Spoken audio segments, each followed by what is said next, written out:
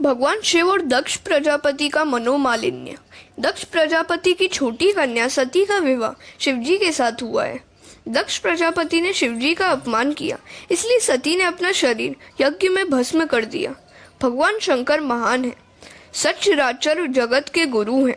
संत ज्ञानेश्वर जी ने ज्ञानेश्वरी में कहा है, जगत में जितने धर्म संप्रदाय हैं उनके आदि गुरु श्री शंकर हैं।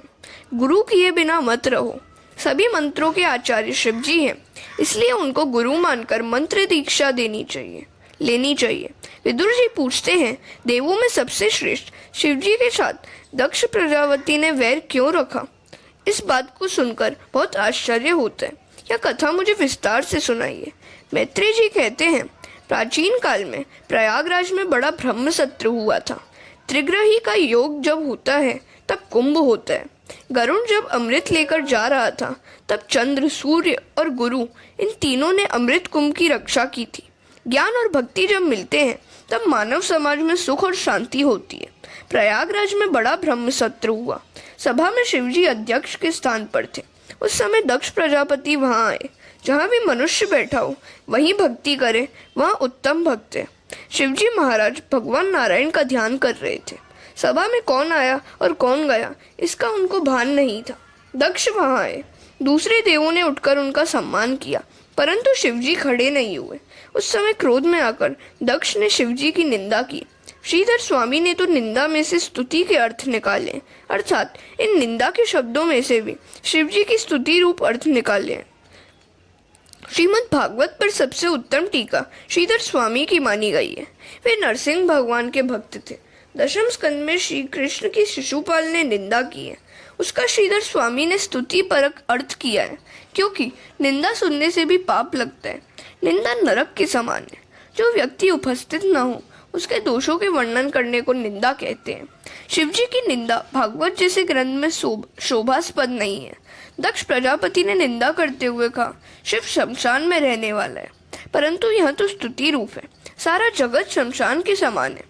काशी महान शमशान है, देह भी शमशान है, घर भी शमशान है। इस प्रकार शमशान का अर्थ है सारा जगत, अर्थात शिवजी संसार की हर एक चीज में विराजे हुए हैं।